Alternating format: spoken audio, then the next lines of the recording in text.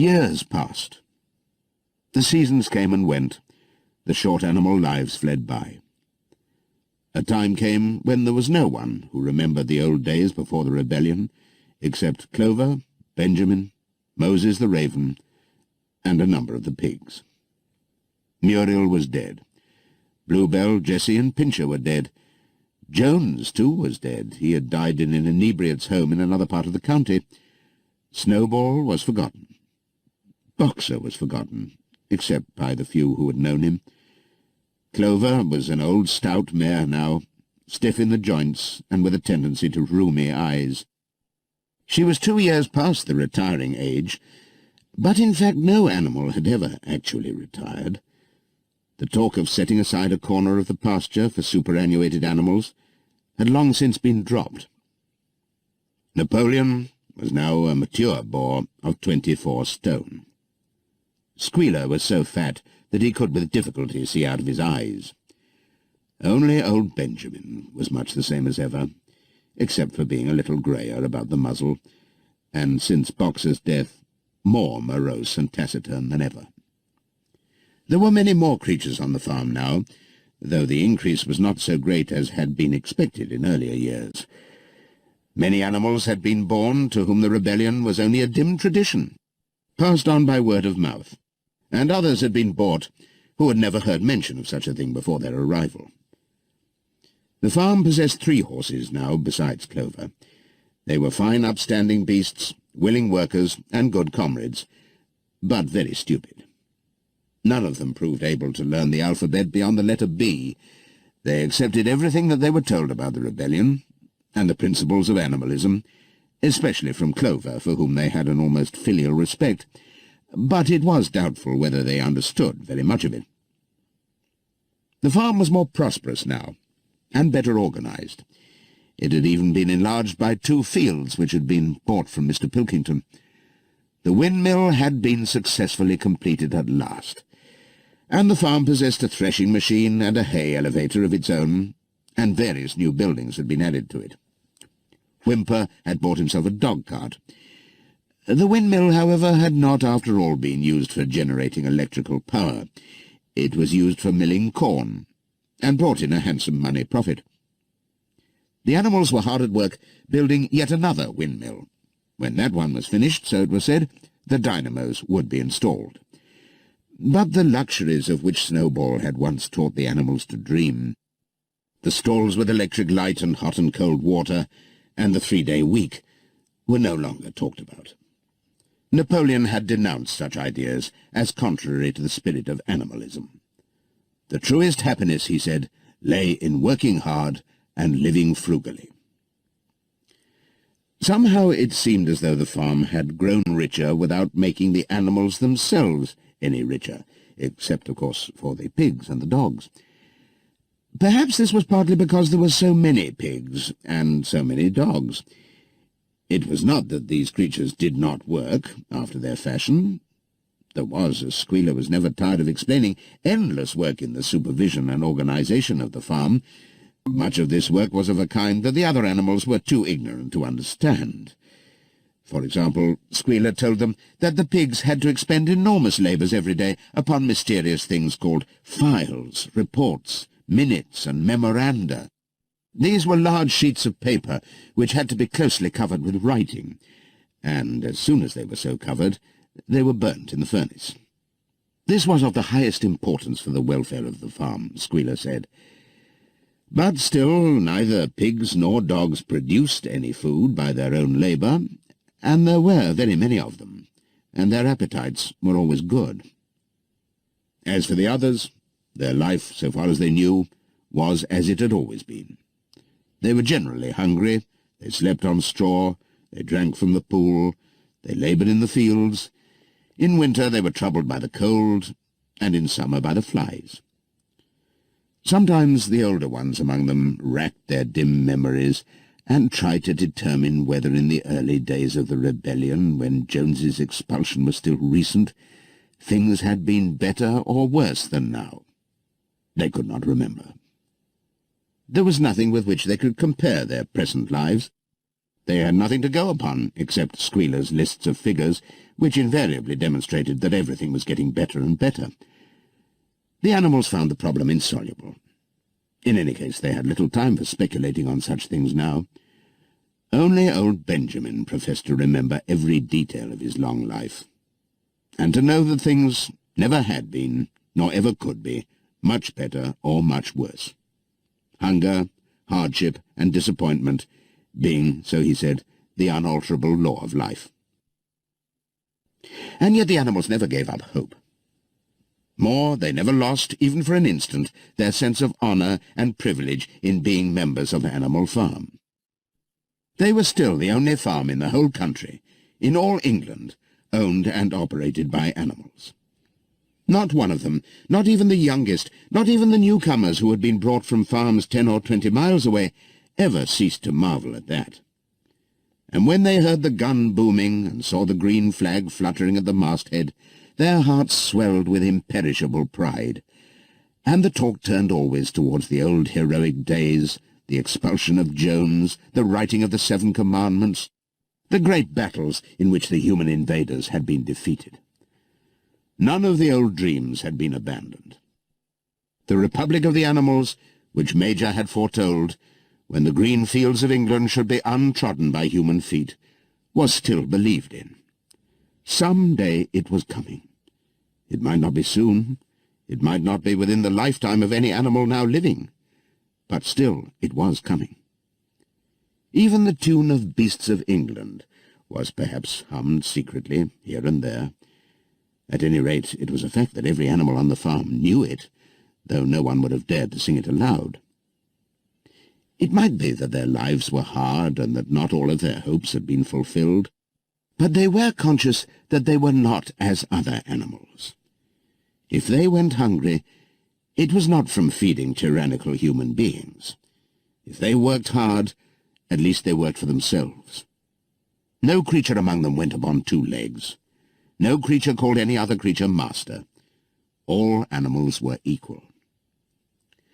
One day in early summer, Squealer ordered the sheep to follow him and led them out to a piece of waste ground at the other end of the farm, which had become overgrown with birch saplings. The sheep spent the whole day there, browsing at the leaves under Squealer's supervision. In the evening he returned to the farmhouse himself, but as it was warm weather, told the sheep to stay where they were. It ended by their remaining there for a whole week, during which time the other animals saw nothing of them. Squealer was with them for the greater part of every day. He was, he said, teaching them to sing a new song, for which privacy was needed. It was just after the sheep had returned, on a pleasant evening when the animals had finished work and were making their way back to the farm buildings, that the terrified neighing of a horse sounded from the yard. Startled, the animals stopped in their tracks. It was Clover's voice. She neighed again, and all the animals broke into a gallop and rushed into the yard. Then they saw what Clover had seen. It was a pig walking on his hind legs. Yes, it was Squealer. A little awkwardly, as though not quite used to supporting his considerable bulk in that position, but with perfect balance, he was strolling across the yard. And a moment later, out from the door of the farmhouse came a long file of pigs, all walking on their hind legs. Some did it better than others. 1 or 2 were even a trifle unsteady and looked as though they would have liked the support of a stick, but every one of them made his way right round the yard successfully. And finally there was a tremendous baying of dogs and a shrill crowing from the black cockerel, and out came Napoleon himself, majestically upright, casting haughty glances from side to side, and with his dogs gambolling round him. He carried a whip in his trotter. There was a deadly silence. Amazed, terrified, huddling together, the animals watched the long line of pigs march slowly round the yard. It was as though the world had turned upside down. Then there came a moment, when the first shock had worn off, And when, in spite of everything, in spite of the terror of the dogs and of the habit developed through long years of never complaining, never criticizing, no matter what happened, they might have uttered some word of protest.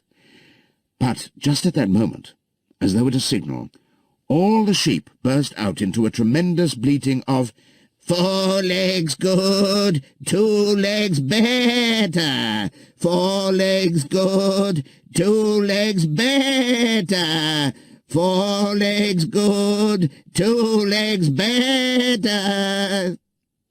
It went on for 5 minutes without stopping, and by the time the sheep had quietened down, the chance to utter any protest had passed, for the pigs had marched back into the farmhouse. Benjamin felt a nose nuzzling at his shoulder. He looked round. It was Clover. Her old eyes looked dimmer than ever. Without saying anything, she tugged gently at his mane and led him round to the end of the big barn where the 7 Commandments were written. For a minute or two they stood gazing at the tarred wall with its white lettering. "My sight is failing," she said finally. "Even when I was young I could not have read what was written there. But it appears to me that that wall looks different. Are the 7 Commandments the same as they used to be, Benjamin?" For once Benjamin consented to break his rule, and he read out to her what was written on the wall. There was nothing there now, except a single commandment. It ran, "All animals are equal, but some animals are more equal than others." After that, it did not seem strange when next day the pigs who were supervising the work of the farm all carried whips in their trotters. It did not seem strange to learn that the pigs had bought themselves a wireless set, were arranging to install a telephone, and had taken out subscriptions to John Bull, Tit-Bits, and the Daily Mirror.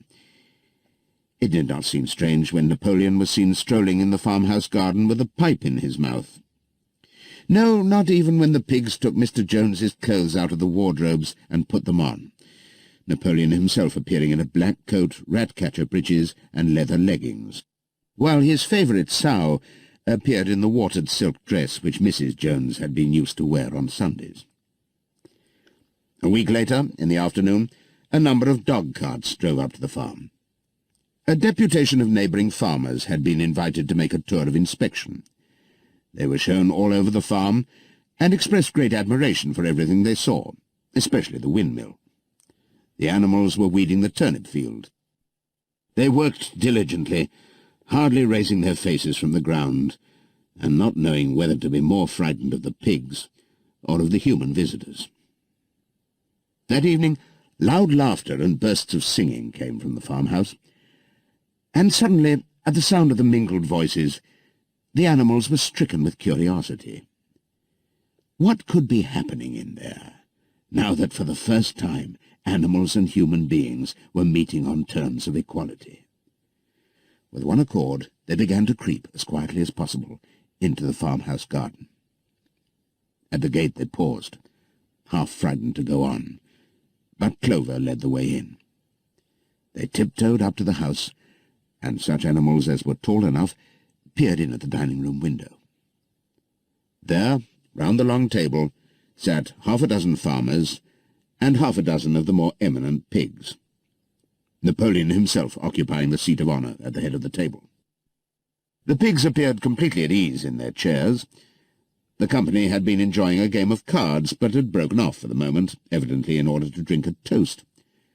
A large jug was circulating, and the mugs were being refilled with beer. No one noticed the wondering faces of the animals that gazed in at the window. Mr. Pilkington of Foxwood had stood up, his mug in his hand. In a moment, he said, he would ask the present company to drink a toast, but before doing so there were a few words that he felt it incumbent upon him to say. It was a source of great satisfaction to him, he said, and he was sure to all others present, to feel that a long period of mistrust and misunderstanding had now come to an end. There had been a time, Not that he or any of the present company had shared such sentiments, but there had been a time when the respected proprietors of Animal Farm had been regarded, he would not say with hostility, but perhaps with a certain measure of misgiving by their human neighbours. Unfortunate incidents had occurred. Mistaken ideas had been current. It had been felt that the existence of a farm owned and operated by pigs was somehow abnormal and was liable to have an unsettling effect in the neighbourhood. Too many farmers had assumed, without due inquiry, that on such a farm a spirit of licence and indiscipline would prevail. They had been nervous about the effects upon their own animals, or even upon their human employees. But all such doubts were now dispelled. Today he and his friends had visited Animal Farm and inspected every inch of it with their own eyes, and what did they find? Not only the most up-to-date methods, but a discipline and an orderliness which should be an example to all farmers everywhere. He believed that he was right in saying that the lower animals on Animal Farm did more work and received less food than any animals in the county. Indeed, he and his fellow visitors today had observed many features which they intended to introduce on their own farms immediately. He would end his remarks, he said, by emphasizing once again the friendly feelings that subsisted, and ought to subsist, between Animal Farm and its neighbours. Between pigs and human beings there was not, and there need not be, any clash of interests whatever. Their struggles and their difficulties were one. Was not the labour problem the same everywhere? Here it became apparent that Mr. Pilkington was about to spring some carefully prepared witticism on the company, but for a moment he was too overcome by amusement to be able to utter it. After much choking, during which his various chins turned purple, he managed to get it out. "If you have your lower animals to contend with," he said, "we have our lower classes." This bon mot set the table in a roar, and Mr. Pilkington once again congratulated the pigs on the low rations, the long working hours, and the general absence of pampering which he had observed on Animal Farm. And now, he said finally, he would ask the company to rise to their feet and make certain that their glasses were full. "Gentlemen," concluded Mr. Pilkington, "gentlemen, I give you a toast to the prosperity of Animal Farm." There was enthusiastic cheering and stamping of feet. Napoleon was so gratified that he left his place and came round the table to clink his mug against Mr. Pilkington's before emptying it. When the cheering had died down, Napoleon, who had remained on his feet, intimated that he too had a few words to say. Like all of Napoleon's speeches, it was short and to the point. He too, he said, was happy that the period of misunderstanding was at an end. For a long time there had been rumours, circulated, he had reason to think, by some malignant enemy, that there was something subversive and even revolutionary in the outlook of himself and his colleagues. They had been credited with attempting to stir up rebellion among the animals on neighbouring farms. Nothing could be further from the truth. Their sole wish, now and in the past, was to live at peace and in normal business relations with their neighbours. This farm, which he had the honour to control, he added, was a cooperative enterprise. The title deeds, which were in his own possession, were owned by the pigs jointly. He did not believe, he said, that any of the old suspicions still lingered, but certain changes had been made recently in the routine of the farm which should have the effect of promoting confidence still further. Hitherto the animals on the farm had had a rather foolish custom of addressing one another as comrade. This was to be suppressed. There had also been a very strange custom, whose origin was unknown, of marching every Sunday morning past a boar's skull which was nailed to a post in the garden. This too would be suppressed, and the skull had already been buried. His visitors might have observed, too, the green flag which flew from the masthead. If so, they would perhaps have noted that the white hoof and horn with which it had previously been marked had now been removed. It would be a plain green flag from now onwards. He had only one criticism, he said, to make of Mr. Pilkington's excellent and neighbourly speech. Mr. Pilkington had referred throughout to Animal Farm. He could not, of course, know, for He, Napoleon, was only now for the first time announcing it, that the name Animal Farm had been abolished. Henceforward the farm was to be known as the Manor Farm, which, he believed, was its correct and original name. "Gentlemen," concluded Napoleon, "I will give you the same toast as before, but in a different form. Fill your glasses to the brim. Gentlemen, here is my toast to the prosperity of the Manor Farm." There was the same hearty cheering as before, and the mugs were emptied to the dregs. But as the animals outside gazed at the scene, it seemed to them that some strange thing was happening. What was it that had altered in the faces of the pigs? Clover's old dim eyes flitted from one face to another. Some of them had 5 chins, some had 4, some had 3. But what was it that seemed to be melting and changing? Then, the applause having come to an end, the company took up their cards and continued the game that had been interrupted, and the animals crept silently away.